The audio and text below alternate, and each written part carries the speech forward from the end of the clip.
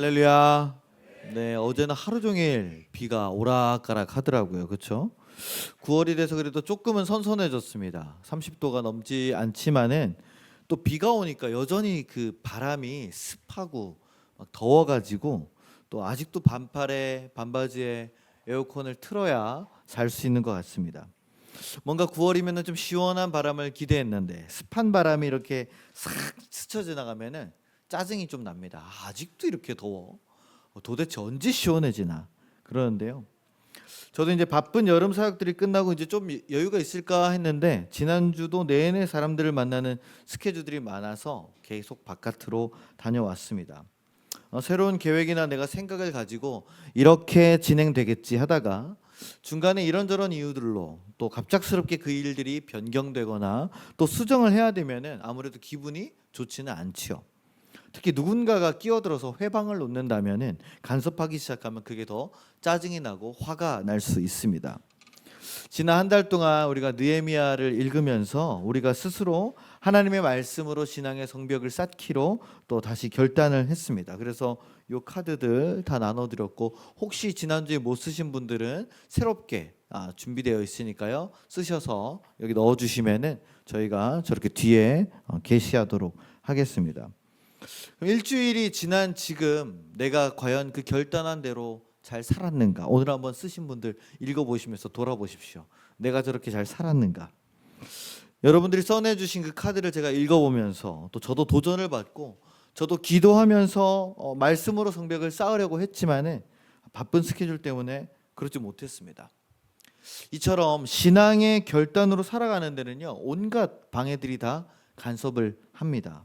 오늘 이 사도행전의 말씀을 통해서 이 사도 바울의 모습을 통해 우리가 어떻게 말씀을 붙잡아야 하는지를 깨닫는 시간 되시기를 주님의 이름으로 부탁을 드립니다. 네.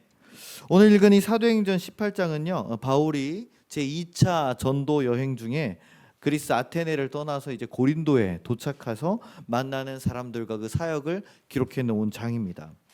아테네를 떠나서 도착한 이 항구 도시 고린도는 무역으로 또 문화로 아주 융성하고 번성한 도시였습니다. 사진 한번 보여주시기 바랍니다. 저기 있습니다. 네. 아테네가 저 위에 있고요. 고린도 이렇게 여기 내려가면 저기 고린도 지금도 있는 도시입니다. 그리스에. 당시 그리스 문화권에서 가장 강력한 게 뭡니까? 두 가지인데요. 하나는 종교이고 또 하나는 올림픽 문화였습니다. 이 고린도에는요 가장 큰 미의 여신 아프로디테 즉 비너스의 신전이 있었다고 합니다. 넘겨주시면요. 자 저기 보면 저 위에 산 있죠. 높은 산 저기 위에 아프로디테의 신전이 있었는데 거기에 여사제만 1000명이 있었다고 전해집니다. 그리고 또 보여주십시오. 네 넘겨주시면은 여기가 이게 BC 6세기인가 600년쯤에 지어진 아폴론의 신전이라고 합니다. 그러니까 엄청난 신전이 벌써 옛날부터 지어져 있는 그런 도시였던 것이죠. 예수님 이전부터. 네. 그렇기 때문에 이제 이곳에서 늘 또 사람들이 왔다 갔다 하고 가뜩이나 항구 도시고 그러니까 뭐 또 군사 도시고 그러니까 뭐 군인들 또 종교인들 관광객들 상인들이 왔다 갔다 하고요. 올림픽 얘기를 했잖아요. 이 고린도 옆에 도시에서 올림피아가 열렸는데 운동 선수들이 그렇게 많았다고 합니다. 그러니까 이 도시가 얼마나 활기가 넘쳤겠습니까? 그렇죠? 바글바글했겠죠. 근데 그만큼 이제 쾌락과 또 음란이 최고조에 달한 도시였다. 이렇게 말할 수가 있습니다. 자, 이곳에서 바울이 어떻게 복음을 전할 수 있었을까요? 이 도시에 오기 전에 있었던 아테네에서는 바울이 보니까 뭐라고 그랬었냐면 아테네 사람들아 너희들이 보니까 범사에 종교심이 많더라 이런 얘기를 했습니다. 바울이 돌아다니면서 보니까 이름 없는 신에게도 감사합니다 하는 신전이 세워져 있었다는 걸 볼 수 있었어요.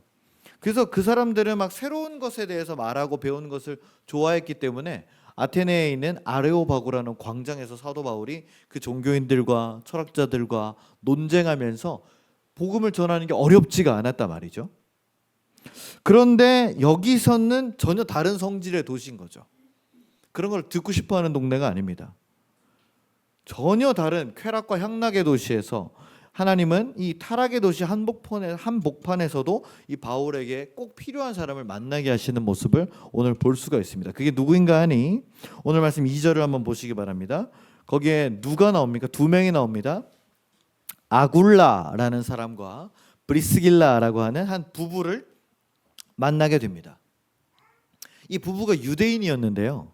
이스라엘 본토에서는 태어난 사람이 아니고, 무슨 말이냐? 오래전부터 이스라엘을 떠나서 외국에서 살고 있는, 무리를 지어서 살고 있는 해외파 유대인이었다, 이렇게 생각을 하시면 됩니다. 어떤 이유에서든지 어쨌든 이 두 사람이 로마에 정착해서 살고 있었는데요. 그때 이제 로마 안에서 폭동이 일어났어요. 그리스도인들로 인한 폭동이 일어나서 클라우디우스 황제가 로마 안에 살고 있는 모든 유대인들을 추방하는 추방령을 내립니다. 그래서 이제 이 두 사람이 로마에서 쫓겨나서 아마 이 고린도에 오게 된 것이라고 오늘 18장에서도 소개를 하고 있어요. 그런데 그들의 직업이 뭐였습니까? 천막 제조업자였다, 이렇게 합니다. 생업이 뭐였습니까? 천막을 만드는 사람들이었다는 것이죠. 여기서 참 신기한 점이 발견되는데요. 이 3절을 보면은 바울의 이 만나는 장면을 얘기를 하면서 이렇게 얘기합니다. 한번 읽어볼까요? 생업이 같음으로 함께 살며 일을 하니 그 생업은 천막을 만드는 것이더라. 네. 자, 여러분들이 바울이라고 한번 생각을 해보십시오. 이때는 혼자 다닐 때입니다. 누가 같이 다녔던 때가 아니에요.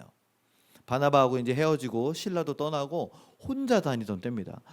혼자서 전혀 모르는 고린도라는 도시에 이제 도착을 했습니다. 아는 사람 하나도 없겠죠, 그렇죠? 거기서 이제 바울이 쭉 보니까 좀 어쨌든 좀 머물러야 되기 때문에 여기저기 수소문을 했겠죠. 자기가 유대인이니까 유대인들이 어디 많이 곳곳에 흩어져 있으니까 혹시 유대인 아는 사람들 없습니까? 아는 사람 없습니까? 우리도 이렇게 뭐 해외여행 같은데 갔다가 딱 보면 분명 한국 사람인데 그 딱 보면 이제 귀를 쫑긋하고 있다가 뭐 자기야 이런 말 들으면 한국 사람 있어요. 안녕하세요. 이러면서 이제 뭐 사진 찍어 드세요. 뭐 이렇게 하면서 서로 막 얘기 나누고 이제 그렇게 한단 말이죠. 제가 유럽 여행 다닐 때 아마 그랬던 것 같은데 굉장히 반갑습니다. 해외에서 한국 말을 듣고 이제 그렇게 하면은 아마 바울도 그러지 않았을까요? 막 이렇게 수소문에서 찾아갔는데 그게 누구예요? 이 아굴라와 브리스길라 부부인 거예요. 근데 더 놀라운 것은 이 사람들이 무슨 일을 하고 있었어요? 천막을 제조하는 일을 하고 있었고, 더 놀라운 것은 바울도 이 기술을 가지고 있었다는 점입니다. 여러분 궁금하지 않습니까? 바울이 어떻게 천막 만드는 기술을 갖고 있었을까? 뭐 이제 신앙생활을 조금 하시면서 교회에서 여러 가지 설교나 이런 것들을 통해서 배경 설명을 들으셨던 분들은 바울이 텐트 메이커, 천막 제조업자였다. 그래서 자비량 사역을 하는 사람이었다. 라는 것을 여러분 아마 알고 계실 거고, 여기 청년들은 난생 처음 듣는 이야기라서 바울이 전도자가 아니었어요? 텐트도 만들었어요? 아마 그런 의문을 가질 것입니다. 그렇죠? 우리가 알고 있는 바울은요, 그 가말리엘이라는 훌륭한 선생님 밑에서 어려서부터 바리새인 교육, 랍비 교육을 받는 아주 엘리트 코스를 받으면서 자라온 사람입니다. 그러니까 공부만 잘했구나 이렇게 생각하기 쉽다는 거죠. 예수님을 만나고 나서 이제 그의 명석한 머리로서 이제 하나님의 복음과 말씀을 풀어서 또 이렇게 뭐 신약 성경을 많이 쓰고 또 복음을 전하면서도 이제 죽음을 마다하지 않고 전도했던 그런 이제 바울로 알고 있는데, 여러분 언제 이 천막 만드는 기술을 바울이 배운 것일까? 궁금하지 않으세요? 네, 저는 궁금해서 열심히 찾아봤습니다. 제가 신학교 때도 안 찾아본 거를 이번에 설교 준비하면서 열심히 찾아봤습니다. 근데 저는 별로 궁금하지 않았거든요. 그냥 만드는갑다. 별로 상관이 없으니까, 그렇죠? 저는 별로 바울을 안 좋아했어가지고 별로 신경을 안 썼는데 이제 목사가 돼서 보니까 신경을 써야겠더라고요. 바울 서신 가지고 설교를 많이 해야 되니까. 자, 여기저기 주석을 찾아보고 뭐 이제 GPT의 도움도 받고 하면서 보니까 이 바울이 태어난 도시가 길리기아 다소라는 곳입니다.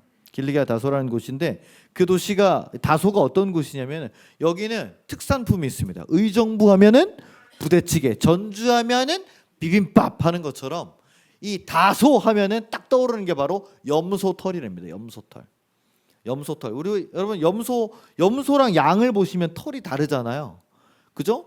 곱슬곱슬과 직모입니다. 그렇죠? 전혀 느낌이 달라요. 그래서 양은 그걸 가지고 우리가 양털 가지고 막 좋은 옷도 만들고 하는데 염소털은 도무지 쓰잘데기가 없어 보입니다. 그렇죠? 그런데 염소가요. 그 털이 아주 빳빳하고 고다 가지고요. 방수에 그렇게 좋답니다. 아주 튼튼하고 질기대요. 염소가 승질머리 딱 보면 질기게 생기지 않았습니까? 그렇죠? 그래서 염소 고기로 잘 안 먹고 뭘로 먹습니까? 탕으로 먹습니다. 탕으로.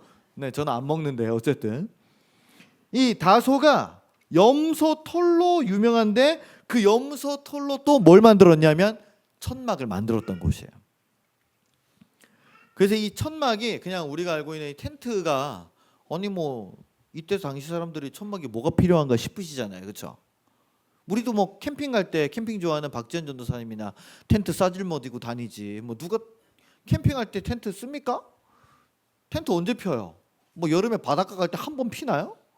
그죠? 그거 아니면 거의 안 피거든요. 근데 이 당시에 지금 다시 고린도로 넘어오셔야 됩니다. 자, 그러니까 사도 바울이 어려서부터 유대인 전통에 따라 보면은 그 탈무드에 이런 말이 있습니다. 제가 한번 읽어드릴게요.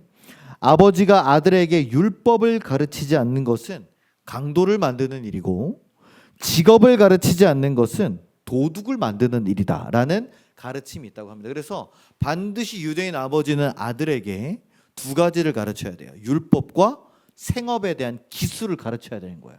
그래서 예수님도 한번 생각을 해보십시오. 예수님도 아버지 따라서 뭐 만들었습니까? 목수였잖아요. 그렇죠? 그 아버지 따라서. 그렇죠? 똑같은 겁니다. 그러면 다소라는 지역에서 바울이 어려서부터 배웠던 것은 그 아버지에게 아마 이 천막 만드는 기술을 배웠겠구나라고 이제 우리가 유추해 볼 수 있다는 것이죠. 저희 승혁이도 레고를 잘 만듭니다. 누구 닮아서 그렇겠습니까? 아버지 닮아서 그렇겠죠. 그죠? 제가 레고를 안 만지고 뭐 안 그랬으면은 게임을 안 했으면은 전혀 손도 안 댔을 거를 지금 뚝딱뚝딱 만들고 아직도 레고를 갖고 놉니다. 그런 거예요. 생업을 가르쳤다는 것이죠. 그래서 이제 이 바울이 천막 제조로 유명한 이 다소에서 성장했다고 할 때 자연스럽게 이 기술을 배웠겠구나.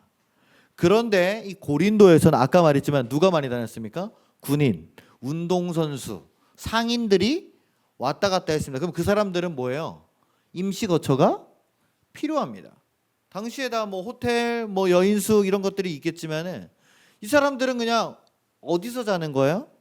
아무 데서나 천막 뚝딱 펴가지고 배 2개 올리고 고정해서 그늘만 생기면 거기서 자는 거예요. 그냥 노숙하고 유숙하는 게 이 사람들한테는 너무나 당연한 일이었다는 겁니다. 네, 오늘 희애리가 방언이 터졌네요. 쉴 새 없이 계속 오늘 얘기를 하는데, 네, 좀 당황스럽긴 하네요. 자, 그렇기 때문에 이 텐트를 만드는 일이 고린도에서는 너무나 잘 팔리는 일이었습니다. 무조건 1인 1텐트인 거예요. 군인들도 필요하고 왔다 갔다 다니는 여행객들도 필요하고 상인들도 필요하고요. 그러니까 너무너무 놀랍죠. 바울이 사람들을 수소문해서 찾아갔는데 거기가 어디예요? 야, 텐트로 유명한 집이에요. 아굴라네 텐트 이렇게 써 있는 거 아니에요? 아굴라 텐트 집 이렇게. 그 갔더니 저도 텐트 좀 만드는데. 그러니까 아굴라가 우리도 알바 필요한데. 저랑 김기성 목사가 같이 하는 것처럼 같이 하시죠. 그래서 이제 같이 하기 시작한 게 이 아굴라와 바울의 텐트 집이었습니다. 그렇게 된 거죠. 여러분 근데 한번 생각을 해보세요. 지금처럼 인터넷이 없는 시대에 고린도라는 처음 가본 도시에서 만난 사람이 같은 유대인이고 또 그것도 같이 천막 제조업을 하는 사람일 확률이 얼마나 희박하겠습니까? 그렇죠? 희박하다는 거예요. 이런 일을 우리는 하나님께서 간섭하셨다. 즉 다른 말로 하면은 하나님의 계획, 하나님의 섭리다 이렇게 말을 합니다. 우리가 살아가면서 만나는 많은 사람들이 있죠. 그 중에서는 정말 축복되고 아름다운 만남이 있는가 하면은 정말 만나지 않았으면 좋았을, 차라리 안 봤으면 좋았을, 너무나 싫고 아프고 힘든 만남도 있습니다. 여러분 지금 만나는 사람들 한번 쭉 떠올려 보십시오. 내 가족들을 제외하고 여러분의 직장에서 또 여러분의 교회에서 또 여러분의 또래 모임에서 만나는 사람들은 지금 어떤 사람들이시죠? 그래도 대부분은 내가 아직 만날만 해서 아직은 만나는 중입니다. 내가 좋아서 만나기도 하고요. 또 나한테 도움이 되기도 하고요. 그런데 그러다가 감정이 상하거나 뭔가 계산이 안 맞거나 관계가 틀어지면 어떻게 됩니까? 자연스럽게 안 만나거나 의도적으로 거리를 두면서 그 만남을 끊어버립니다. 그런 만남과 이별 속에서 우리가 살아가는데 그 수많은 만남 속에서 여러분들이 생각할 때 이거는 하나님께서 만나시게 하셨다라는 생각이 드는 만남이 있냐는 말이에요. 저는 갈수록 사람들을 많이 만나고 있습니다. 단순한 만남으로 끝나는 게 아니라 그 만남을 통해서 새로운 일들이 열리게 될 때가 참 많이 있어요. 어떤 단체의 대표를 만났더니 그분이 학교 사역을 열심히 하시는 분이고 또 연예계에 종사하고 계시고 크리스천들과 또 연결되어 있으시고 또 PD님을 만나면 또 그분들을 통해서 우리 하늘샘 교회 사역들이 방송으로 또 소개가 되기도 하고요. 그래서 더 많은 곳에 이렇게 가게 됩니다. 때로는 피곤하죠. 피곤할 때도 있지만은 저는 웬만해서는 최선을 다해서 그 만남에 임하고 또 새롭게 열리는 길로 달려가고 있습니다. 그 일들을 통해서 어떻습니까? 우리 하늘샘 교회가 더 많이 알려지게 되고 또 더 좋은 결과들이 나타나죠. 그래서 참 신기합니다. 제가 참 여러 가지 많은 일정들을 받아요. 감리교회에서는 거의 1순위가 아닌가 싶습니다. 여러 가지 일로 봤을 때는 청소년이나 이런 쪽으로도 나름대로 전국 강사라고 이제는 소개받을 정도입니다. 그런데 한번 보십시오. 여러분 저는 저를 써달라고 홍보해 본 적이 거의 없습니다. 저는 이런 사역을 합니다. 저는 이런 걸 잘할 수 있습니다. 저 이렇게 해서 어디 나갔습니다. 그러니까 저를 사용해 주십시오. 저를 불러 주십시오. 제가 잘할 수 있습니다.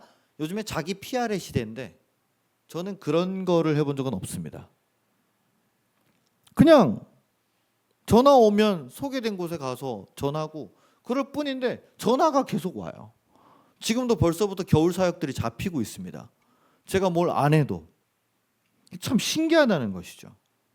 지난주에도 제가 잠깐 소개드렸지만은 미국에서 오셨다는 그 최완기 목사님이라는 분이 오셨습니다. 그렇죠? 그분이 미국에서 잘 사역을 하시다가 은퇴하시고요. 지금은 한국과 전 세계를 다니시면서 4세부터 14세까지 그래서 4-14 윈도우라는 그 미니스트리를 하고 계세요. 사역을 전 세계적으로 하고 계시는 분이에요. 그러면서 이 아이들을 살려야 됩니다. 이때 나이 때 아이들을 우리가 붙잡아야 됩니다. 그런 사역을 하시다가 그분이랑 저랑 아무런 인맥이 없습니다. 그런데 그분이 어느 날 청소년 관련된 한국에 좀 좋은 사역자가 있나 검색을 해보다가 제 뉴스 기사를 보신 거예요. 뉴스 기사 많이 났으니까, 그렇죠? 안 나간 데가 없잖아요. 그렇죠? 국민일보도 나갔고 동아일보도 나갔고, 오죽하면 감옥에서도 편지가 오는데 말이에요. 이분이 그거를 보고는 이 사람 뭐지 하고 유튜브를 다 찾아보셨다는 거예요. 무서운 분이에요. 다 찾아보고는 이 친구는 합격, 본인의 마음에 합격하고 그래서 이제 저한테 연락을 주셨고 또 지난주에는 일부러 저를 보러 의정부까지 오셨습니다. 대단하신 거예요. 놀라운 일 아닙니까? 이런 일들을 통해서 저와 가정이 그리고 우리 교회가 지켜지고 살아갑니다. 그 일이 14년째이고요. 더더욱 줄어드는 게 아니라 더더욱 늘어가고 있습니다. 저는 이것이 하나님의 놀라운 간섭이라고 생각을 한다는 것이죠. 그런데요, 이러한 만남이 그냥 이루어지는 것은 아닙니다. 여러분들이 보실 때 제가 계속 외부 일정만 소화하고 그런 데만 좋아하고 하늘샘 교회는 돌보지 않고 설교 준비도 대충 하는 것 같고 GPT가 써주는 것 같고 만약에 그런 느낌이 드신다면 제가 잘못하는 거겠죠. 그러나 그것이 아니라면은 제가 정말로 맡겨진 일에 최선을 다하고 있을 때 하나님이 그 만남을 열어주신다는 거예요. 내가 아무것도 안 하고 있다고 해서 그런 만남이 열리는 것은 아니라는 것입니다. 뭔가 절박한 마음을 가지고 뭔가 애통하는 마음을 가지고 내가 뭔가 필요한 마음을 가지고 내가 한 걸음 움직일 때 거기서 만남에 하나님께서 길을 열어주시는 줄로 믿습니다. 할렐루야.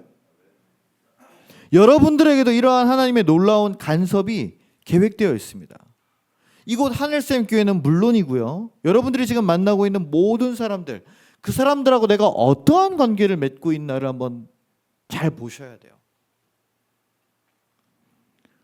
그런 가요도 있죠. 우리의 만남은 우연이 아니야. 그죠? 누구 노래인가요, 이거? 노사연 씨인가요? 하도 옛날 우리 MZ들은 태어나기도 전에 나온 노래라 전혀 모를 겁니다. 그렇죠? 저도 그냥 그거만 알아요. 그죠? 그 가사처럼 그 노사연 씨가 크리스천입니다. 네, 크리스천이에요, 그분이. 우리의 만남에는 특히 그리스도인의 만남 가운데는요. 우연이 없습니다. 할렐루야. 다 필연적인 만남인 거예요. 하나님께서 왜 이 사람을 지금 이 타이밍에 여기서 만나게 하셨을까? 왜 하필 지금일까? 그게 좋은 만남이든 안 좋은 만남이든지요. 내가 도대체 이 사람을 통해서 무엇을 깨닫기를 하나님은 원하시는가? 정말 좋은 사람이라면 기대가 열릴 것이고 정말 안 좋은 사람이라면 야, 하나님께서 이런 사람은 무조건 멀리하라고 하시는 건가 보다. 깨닫게 하시는 거예요. 여러분 그런 기대를 가지고 좀 만나보십시오. 아, 내가 이 사람을 통해서 하나님 무슨 만남을 열어가실 것입니까? 그 사람이 예수님을 믿건 안 믿건은 상관이 없어요. 왠 줄 아십니까? 그 만남에 중요한 건 누구예요? 나입니다. 나. 그 사람이 예수님을 믿건 안 믿건은 상관이 없어요. 사업상의 파트너건 친구관계건 뭐 그냥 직장 동료건 상관이 없다는 거예요. 왜냐하면 그 관계에서 중요한 것은 이미 예수님을 믿고 있는 나이기 때문인 줄로 믿으시기 바랍니다. 내가 중요한 거예요. 내가 예수님을 믿고 내가 그 만남을 통해서 이 사람을 어떻게 이 만남을 위해서 기도하고 이 사람을 통해서 무엇이 열리게 할 것인가를 내가 봐야 되는 겁니다. 그러면 알게 돼요. 이 만남을 통해서 아름다운 일과 선한 일이 열려지게 되면은 아, 이 하나님께서 주신 거구나. 그런데 왠지 계속 관계가 어그러지고 틀어지고 뭔가 좀 잘 안 되고 나는 잘하고 싶었는데 그 사람이 위축돼서 뭔가 안 되고 자꾸만 오해가 생기고 그런다면은 여러분들이 기도해 보셔야 됩니다. 하나님, 이 만남이 무슨 만남일까요? 제가 이 사람하고 계속 만남을 지속하는 게 옳을까요? 단순히 뭐 같이 막 재밌게 놀고 나를 즐겁게 해주고 뭐 흥청망청 그러면서 막 아 하고 돌아왔는데 마음이 허망해요. 허탈해요. 재밌게 놀고 돈도 쓰고 뭐 고기도 먹고 좋은 데 가서 뮤지컬도 보고 영화도 보고 했는데 마음이 허탈해요. 이게 뭘까? 고민해 보셔야 되는 거예요. 나 이 모임에 왜 나가는 거지? 나는 이 모임에 무엇을 채우러 나가는 거지? 내 마음의 외로움을, 내 마음의 공허를 채우러 나가는 것인가?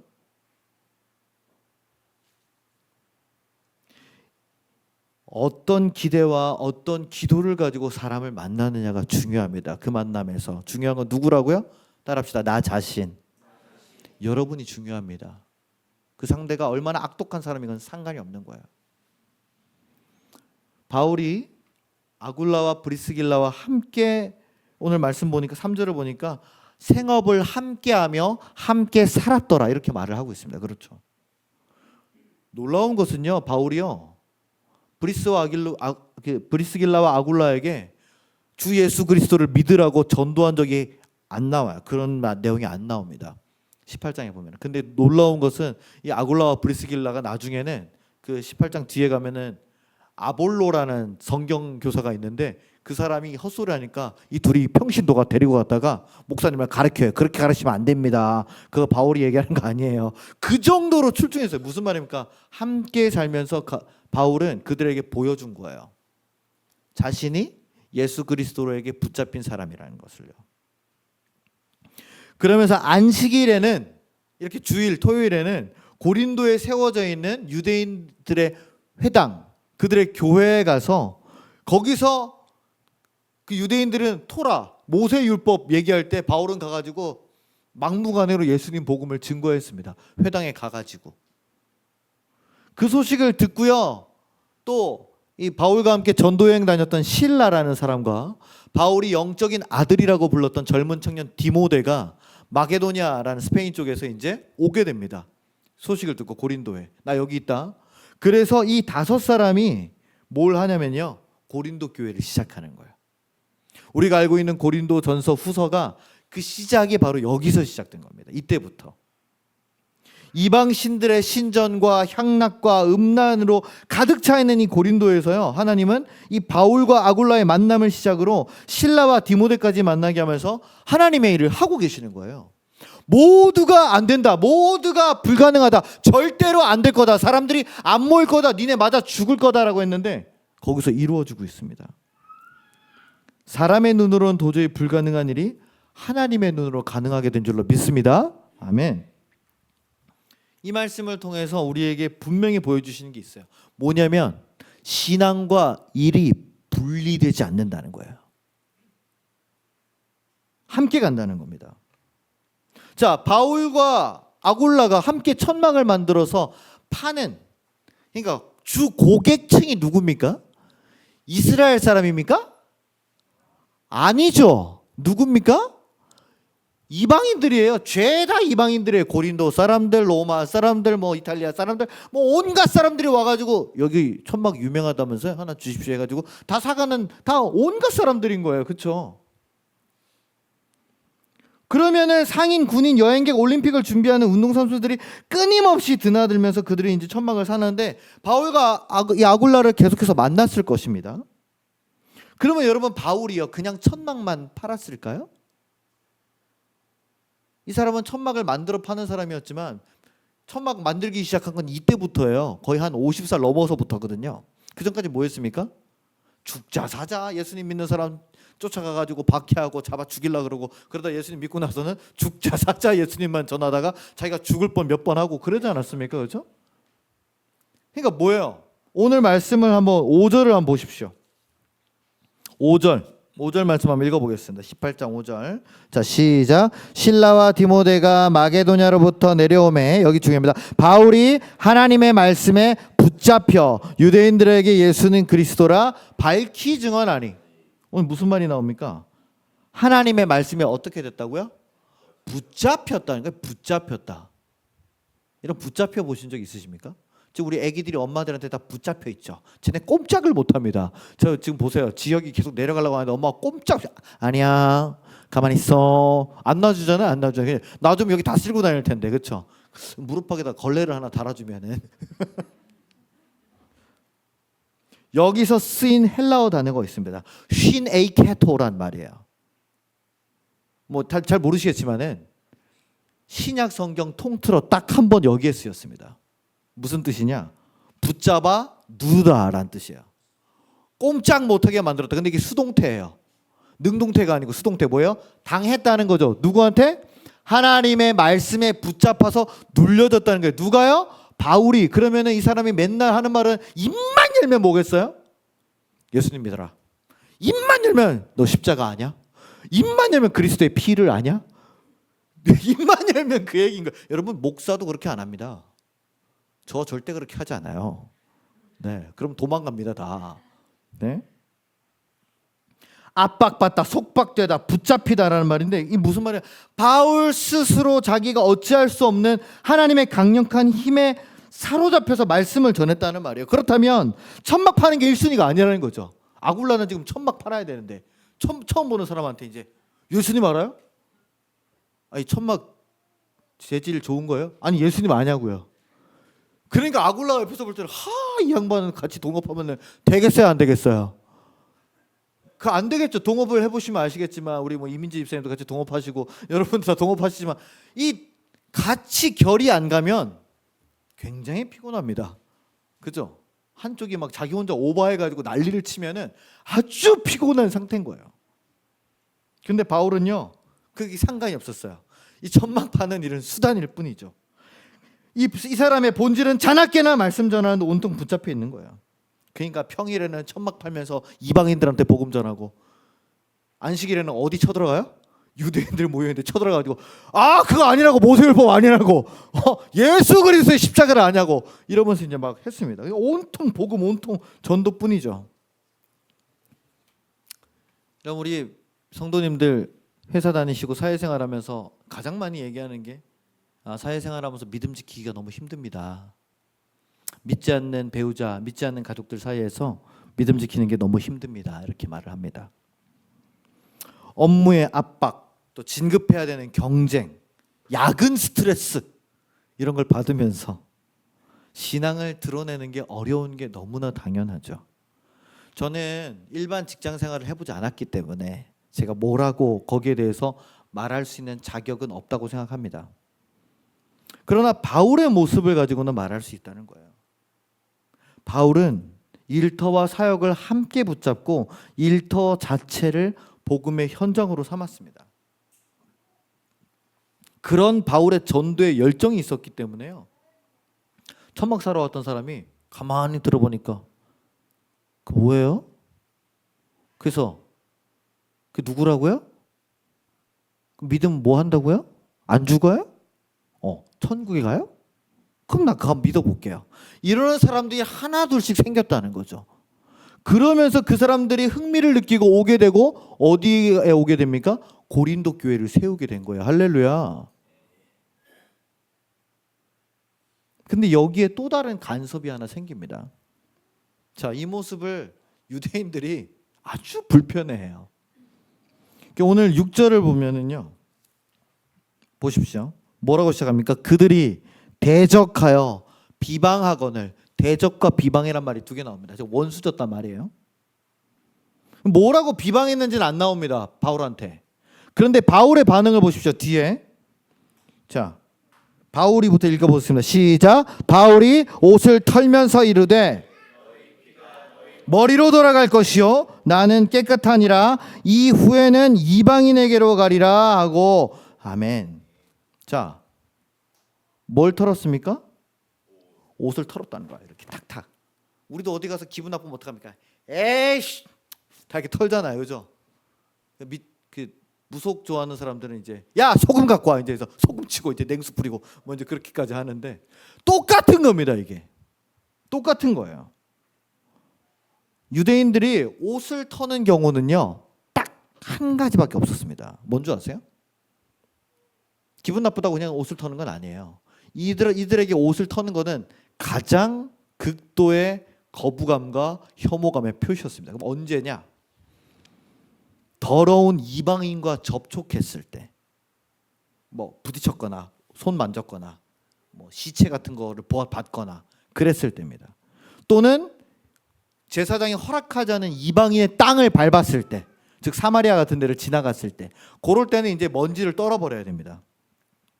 예수님도요 제자들에게 전도 파송을 보내면서 이런 말씀을 하셨어요. 마가복음 6장 11절을 한번 보여주세요. 자, 한번 읽어보겠습니다. 마가복음 6장 11절. 자, 읽어보겠습니다. 시작.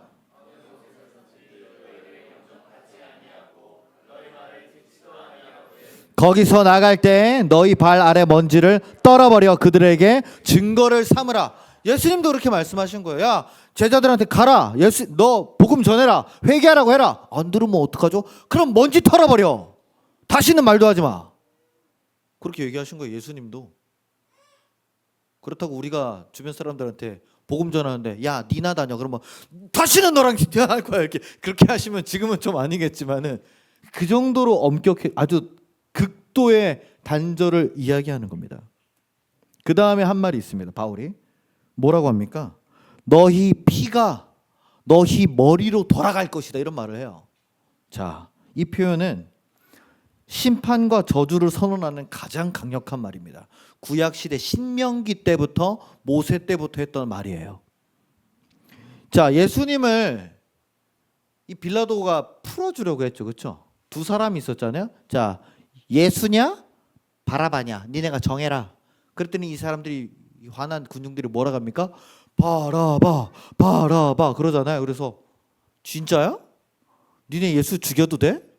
바라바 바라바 그러면서 한 말이 뭐냐? 자, 마태복음 27장 25절을 또 한번 보여주십시오. 마태복음 27장 25절. 자, 읽어봅시다. 시작. 백성이 다 대답하여 이르되 그 피를 우리와 우리 자손에게 돌릴지어다 하거늘. 이게 뭡니까? 우리가 저주받아도 된다는 뜻이에요. 그 저주 니네가 받아라. 니네 자손에게까지 돌아갈지어다. 이런 말을 하는 거거든요. 이 유대인 백성들이 이런 말을 했기 때문에 지금도 이스라엘에서는 피해 역사가 끊이지 않는 겁니다. 저는 그렇게 생각을 해요. 바울이요 하나님의 복음이 거부당하는 곳에서 격분하는 모습을 여러 군데서 볼 수 있습니다. 이 사도행전이나 그 신약 성경을 보면요. 근데 여기가 가장 심해요. 저는 생각을 해봤습니다. 야, 바울이 오죽하면 그랬을까?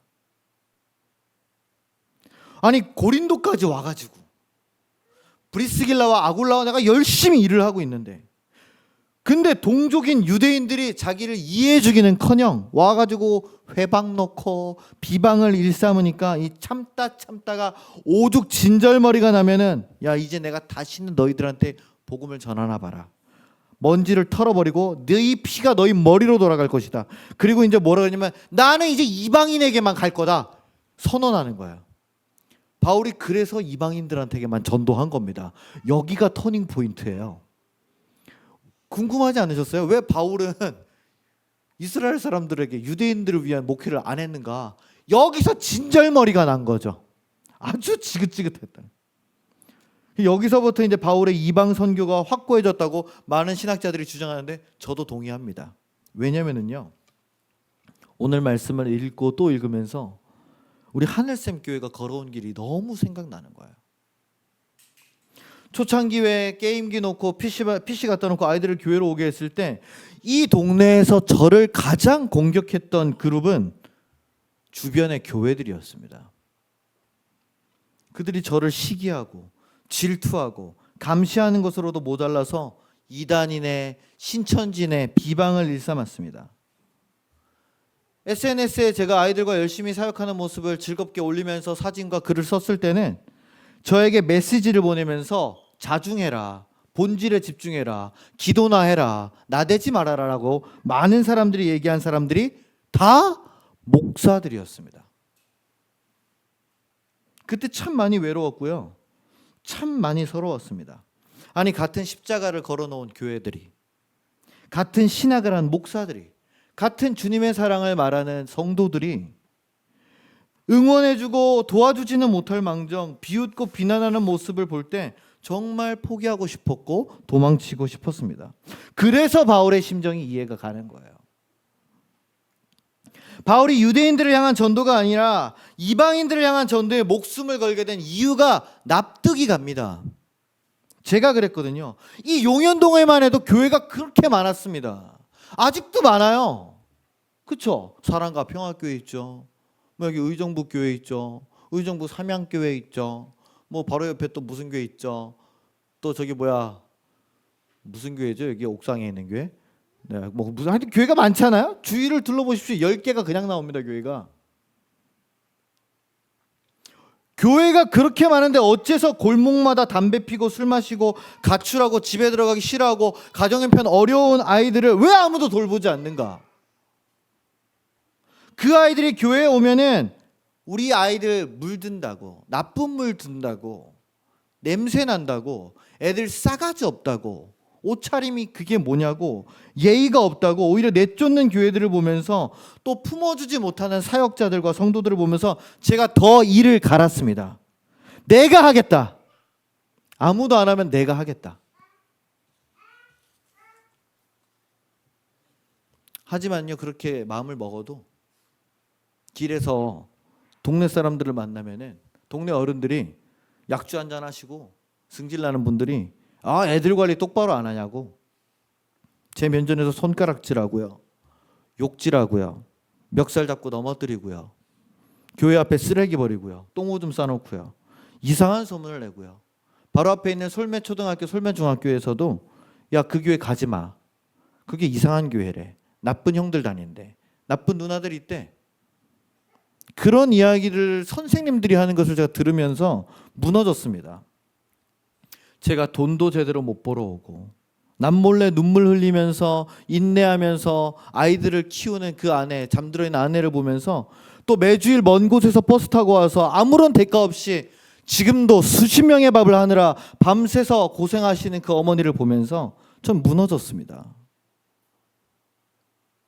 계속해서 아이들을 품어주고 믿어주고 사랑해줘도 계속해서 배신하고 상처주고 떠나가는 사람들을 보면서 무너졌습니다.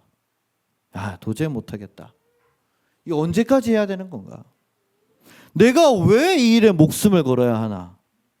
나뿐만 아니라 내 아내와 아이들 그리고 어머니와 그리고 마침내는 아버지까지 천국에 보내드리면서 이 도대체 무슨 죄인가 이게?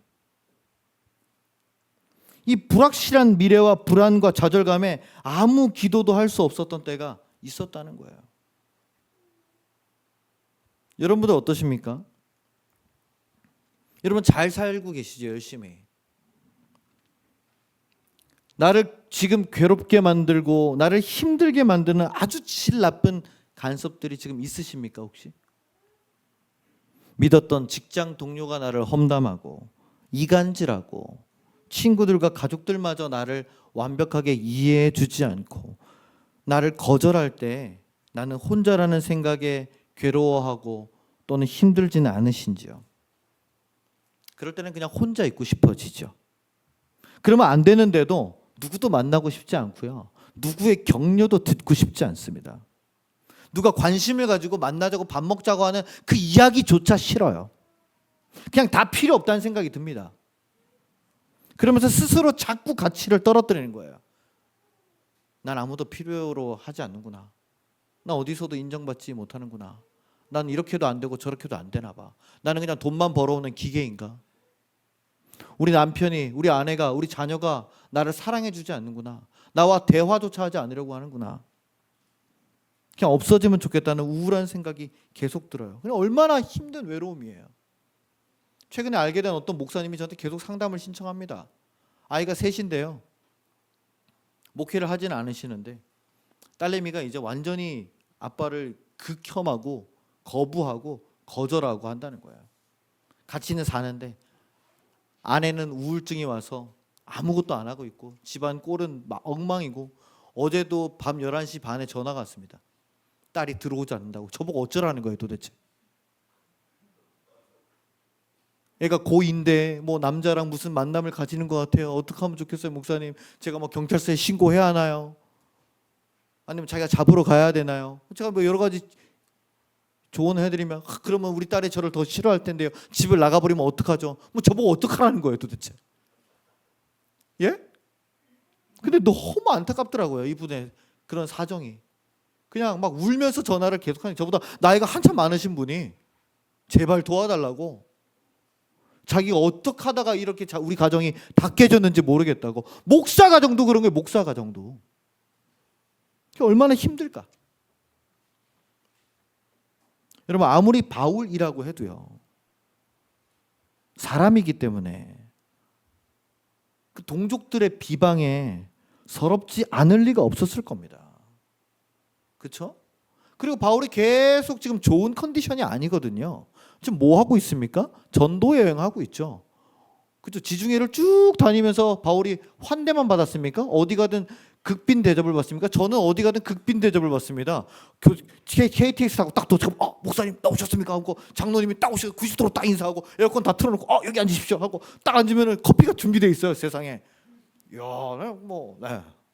호텔 가면은 또 이렇게 다 알까요? 네, 좋습니다. 네. 바울이 그런가요? 아니에요. 바울은 가는 곳마다 저 맞고 공격당하고 돌질당하고 뱀한테 물리고 죽음의 위기를 수없이 넘기면서 이제야 이 고린도에서 같이 생업을 할 수 있는 사람과 함께 돈을 벌면서 내가 자기 사역을 떳떳하게 하겠다라고 하고 있는데 누가 방해해요? 여러분 같은 사람들이, 모르는 게 아닌 사람들이 와가지고 이미 수많은 반대와 조롱을 경험하면서 거의 마일리지가 다 찼을 겁니다. 그러다가 이제 터진 거예요. 아굴라와 브리스길라가 있어도요. 그 둘은 부부고 바울은 뭐예요? 혼자입니다. 그렇죠. 아무리 친해도 부부랑 혼자 있으면 뭐 돼요? 혼자죠. 그죠? 아무리 똑같이 힘들어도 저기는 부부고 나는 혼자면 혼자죠. 그죠? 혼자인 거예요. 바울은 철저한 외로움 속에서 오히려 자기 때문에 아굴라와 브리스길라의 그 텐트 상점이 위협에 이르게 됩니다. 자기 믿고 실라와 디모데가 왔는데 누구만 바라보고 온 거예요? 바울 보고 온 거잖아요. 이 두 사람도 젊은 사람들이 와가지고 자기 때문에 고생하는 거예요. 자, 그 모습을 보면서 바울이 무슨 생각했을까요? 나만 그만두면 편하겠구나. 나만 때려치고 가면 편하겠구나. 나만 이 세상에서 없어지면 편하겠구나. 그런 생각들 한 번씩 해본 적이 없으십니까? 이런 고민과 좌절 속에서 어느 순간부터 바울이 침묵하지 않았을까요? 그렇게 말하기 좋아하는 사람이 하나님의 말씀에 붙잡혀서 그리스도를 밝히 증거하지 않고는 못 배기는 사람이 이제는 침묵하는 거예요. 그 얘기는 나오지 않습니다. 여기에. 그동안 바울이 전했던 게 성과가 없는 게 아니었어요. 많은 고린도 사람들이 보십시오. 오늘 7절과 8절 보면은 회당장도 믿고요. 많은 고린도 사람들이 이 바울의 복음을 듣고 세례를 받았다고 해요. 그럼 뭐예요? 분명히 우리 하늘샘 교회처럼 성과가 있었다는 겁니다. 그리스도의 열매가 열렸다는 이야기예요. 그런데 바울이 번아웃이 오게 됩니다. 더 이상 힘을 낼 수 없는 지경에 오게 돼요. 왜냐하면 9절을 한번 보시기 바랍니다. 9절. 자, 9절 한번 읽어보십시오. 시작. 밤에 주께서 환상 가운데 바울에게 말씀하시되 두려워하지 말며 침묵하지 말고 말하라. 아멘. 여러분 8절까지만 읽으면 우와 바울 잘한다. 역시 최고의 전도자다라고 우리가 넘어갈 수 있어요. 근데 9절 보시면은 뜬금없는 얘기가 나와요. 자, 바울이 잘하고 있을 때 주님이 나타나시면 뭐라고 하겠습니까? 잘한다. 너 최고야 역시. 잘하고 있어. 지금처럼만 해. 라고 하시지 않았을까요? 근데 오늘 말씀은 이상하다는 거예요. 두려워하지 말며 침묵하지 말고 말하라. 바울이 쉴 새 없이 복음을 증거하면서 입을 열었는데 침묵한다는 건 무슨 뜻입니까? 더 이상 복음을 증거하지 않겠다라는 뜻입니다. 그럴 힘조차 없다. 사역을 그만두겠다. 그래서 주님께서 직접 나타나셔서 무슨 명령하신 겁니까? 침묵하지 말고 말해라.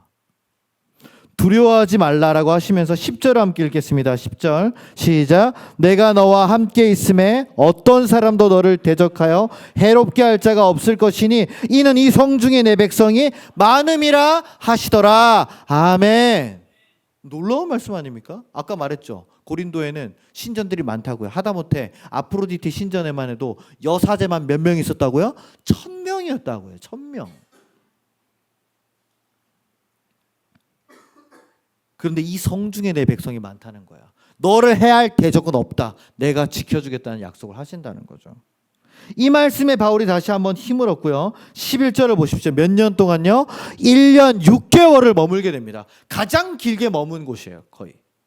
전도여행 중에서. 그래서 뭘 세웠습니까? 고린도 교회를 세운 것이죠. 지금은 망했지만 지금은 터밖에 없어요. 너무 안타깝게 이 사도 바울이 세웠던 교회 중에 남아있는 교회가 거의 하나도 없어요. 다 망했어요. 그냥 관광지로 전락해 있습니다. 그러나 중요한 것은 뭡니까? 사도 바울에게도 뭐가 온다는 거예요? 번아웃이 온다는 거예요. 하나님의 말씀에 붙잡힌 사람도요, 번아웃이 온다는 거예요. 하물며 우리 같은 사람에게는 어떻겠습니까? 누가 조그만 한마디만 하면은 바로 의지가 상해버리고 위축되고 삔또가 나갑니다. 교회를 다시 나올 용기를 못 내는 거예요. 내가 그때 그날을 치고 나갔는데 어떻게 다시 가? 얼굴을 들 면목이 없어. 내가 도대체 무슨 용기를 가지고 다시 나가? 다른 사람들이 쑥덕거리면 어떡해? 용기를 못 냅니다. 그런데 하나님께서 간섭하신 거예요. 그러자 바울은 그 말씀을 붙잡고 일어납니다. 그리고 고린도라는 향락의 도시, 우상의 도시에 하나님의 교회를 세운 줄로 믿습니다. 사랑하는 하나님 성도 여러분, 우리 신앙에도 늘 간섭이 일어납니다. 지금 우리 여기 하늘샘 교회에서 만나 한 마음으로 예배를 드리는 만남은 결코 우연이 아닌 줄로 믿습니다. 이미 하나님께서 시간과 공간을 초월해서 우리가 만나게 되는 간섭을 하신 줄로 믿습니다. 이 말씀을 듣는 사람은 듣게끔 하나님께서 하신 것이고 못 듣게 하는 사람은 못 듣게 하는 거예요. 본인이 못 나오는 겁니다. 안타깝지만은. 그래서 이 사탄 마귀는요, 이 간섭을 보고 가만히 있지 않고 자기도 간섭합니다. 누굴 통해서 간섭합니까? 여러분 가족을 통해서 간섭합니다. 내 친구를 통해서 간섭합니다. 내 생계가 걸려있는 직장을 통해서 간섭합니다. 나를 비방하고 흔들어 놓고 내 기분을 망가뜨리고 내 계획을 망가뜨리고 어떻게든 이 자리에 못 나오게 방해하고 또 방해할 것입니다. 꼭 은혜 받았는데 뭔 일이 터지는 집이 있어요. 너무 행복하게 돌아갔는데 갑자기 뭔 일이 터지는 집들이 있어요, 없어요? 있죠. 그러면 이게 무슨 일인가 싶습니다. 간섭하는 거예요, 사탄 마귀가. 여러분 운전하시면서 라디오를 들어보시면은요, 저는 라디오를 많이 듣거든요. 그러면 터널을 지나갑니다, 그렇죠? 그럼 터널에서 라디오가 잘 나오는 데도 있지만 대부분은 어때요? 잘 안 나옵니다. 지지직거리고 갑자기 좋은 DJ 목소리가 나오다가 와샤 쇼샤 이러면서 뭐가 나옵니다. 그럼 깜짝 놀래요. 무슨 소리야? 그래서 뮤트를 시키거든요, 소리 안 나게. 그러다가 이제 터널을 탁 나가면 어떻습니까? 깨끗하게 잘 들려요. 왜요? 터널 안에서는 수많은 전파들이 막 갇혀 있으면서 뭐가 생깁니까? 전파 간섭이 생기는 거예요. 지금 저와 여러분이 그렇습니다. 오늘 이 자리에 나오는 것은 우리 채널을 다시 한번 깨끗하게 맞추는 거예요, 주님께로. 맞춰야지. 지금은 깨끗하게 들리시잖아요, 그렇죠? 우리 희엘이가 지금 또 조용하네, 그렇죠? 할렐루야. 아까 추임새를 많이 넣더니 지금 깨끗하게 잘 들린단 말이죠. 그러나 예배가 끝나고 여러분 월요일에 세상으로 나가는 순간 터널로 들어가시는 거예요. 세상은 터널입니다. 수많은 전파들이 나를 간섭합니다. 수많은 방해가 있어요. 여러분 그 안에서 어떻게 하면 하나님의 말씀을 깨끗하게 들을 수 있겠습니까? 방법은 하나밖에 없어요. 가만 냅두면 계속 온갖 소리가 들립니다. 그럼 뭐 해야 돼요? 조정해야 됩니다. 계속 맞춰야 돼요. 프리퀀시를 맞춰야 됩니다. 그렇죠? 주파수를 맞춰야 돼요. 다시 조정해서 들어야 되는 거예요. 내가 들어야 할 음성이 누구의 음성인가를 정확히 알고 있다면 여러분 얼마든지 다시 들을 수 있습니다. 할렐루야. 주님께서 뭐라 그러셨습니까? 내 양은 내 음성을 알고 나를 듣나니. 할렐루야. 여러분 들으실 수 있는 주파수가 있습니다. 하나님의 음성이 마귀의 음성보다 강한 줄로 믿습니다. 오늘 말씀을 통해서 네 가지를 기억하시기 바랍니다. 첫 번째, 내가 어디를 가던 누구를 만나건 주님께서 아굴라와 브리스길라와 같은 동역자를 붙여주심을 믿으시기 바랍니다. 나한테 붙여주시는 거예요. 내가 할 만큼 해보는 거예요. 근데 그 사람이 못한다? 그 사람의 문제입니다. 그렇죠? 근데 내가 그 사람을 위해서, 내가 전도할 사람을 위해서, 내가 사랑하는 사람을 위해서 그만큼 기도했는가? 그만큼 이끌었는가? 그만큼 관심을 가졌는가? 했는데도 안 된다? 그럼 내 잘못이 아닙니다. 그러나 내가 그런 동역자를 붙여주신 줄 믿으셔야 돼요. 두 번째, 주님은 나의 일터에서도 신앙을 지킬 힘을 주실 줄로 믿습니다. 제가 뭐 세상 일을 안 해봤지만 그러나 여러분들께 그래도 용기 있게 도전을 드리고 싶습니다. 해보시라는 거죠. 저 교회 다닙니다. 저 교회 다녀서 그런 모임에 갈 수는 있지만 죄송하지만 술은 안 하겠습니다. 친구들하고 만날 때도 많이 마셔. 나는 논 알코올 먹을게. 논 알코올 요새 많더만요, 그렇죠? 저도 가끔 한번 먹어보고 싶다는 생각이 들 때가 있습니다. 무슨 맛일까? 지켜야죠. 지켜봐야죠. 그러면 거기서 누군가가 나도 교회 다니는데 멋있었어요. 나도 용기 내볼게요. 누가 그런 사람이 나타나지 않겠습니까? 그죠? 셋째, 주님은 두려움 속에서도 두려워하지 말라. 내가 너와 함께 있다. 아무도 너를 해치지 못할 것이라고 말씀하시면서 격려하심을 믿으시기를 바랍니다. 마지막으로 주님은 내 사명을 지킬 길을 열어주심을 믿으시기 바랍니다. 여러분 어디에나 사명의 길은 있습니다. 내가 안 여는 것뿐이에요. 내가 못 지키는 것뿐이에요. 여러분의 직장에서, 여러분의 가정에서, 여러분의 교회에서 우리가 주사역단 하지 않았습니까? 지금 이제 9월 돼서 이제 좀 있으면 끝나가는데 또 우리 써야 됩니다. 네? 잘하고 계시죠? 네, 잘하고 계시는 줄로 믿습니다. 그렇죠? 어디서나 사명의 길이 있는 거예요.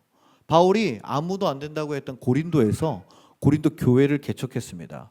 그 교회가 지금은 멸망했지만은 그 교회를 향한 바울의 사랑과 복음의 진수가 담긴 게 2000년이 지난 지금도 우리에게 와서 우리가 그 말씀을 보면서 은혜 받습니다. 여러분 1년 6개월밖에 안 있었어요. 바울은. 저는 몇 년 있었습니까? 14년 있었습니다. 그럼 제가 조금 더 나은 거 아닙니까? 그죠? 한 군데를 더 많이 지켰으니까 10배는 더 지켰는데 여러분이 이 교회를 지켜나가셔야 되는 줄로 믿습니다. 서로가 믿음의 동역자인 줄로 믿습니다. 서로가 지금 하고 계시는 길이 사명을 지켜가시는 길인 줄로 믿으시기를, 그걸 믿고 승리하시는 저 여러분들 되시기를 주님의 이름으로 간절히 축원합니다. 따라합시다. 마귀의 간섭을 물리치고 하나님의 간섭을 순종하자. 할렐루야.